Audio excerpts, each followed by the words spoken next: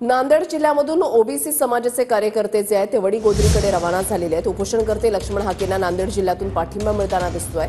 कंधार रोहा तालुक्यातून 200 गाड्यांचा ताफा वडीगोद्रीकडे रवाना झालाय।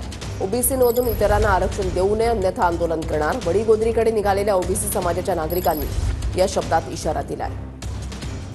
जालन्याच्या वडीगोद्री येथे प्राध्यापक लक्ष्मण हाके आणि नवनाथ वाघमारे यांनी उपोषण सुरू केले। आपण जर हे चित्र बघितलं तर भोकर तालुक्यातील हे सर्व समाज बांधव आहेत आणि आता जे आहे ते भोकरमधून वडीगोद्रीकडे निघाले आहेत। आपल्यासोबत काही ओबीसी समाज बांधव आहेत। काय नाव आहे? आपण आज लक्ष्मण हाकेंची भेट घेणार आहेत। एकंदरीत ओबीसी समाजाची मागणी काय?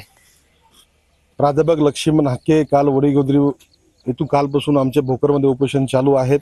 ओबीसीचं आरक्षण साबित राहिलं पाहिजे, कुठल्याही प्रकारची घुसखोरी झाली नाही पाहिजे।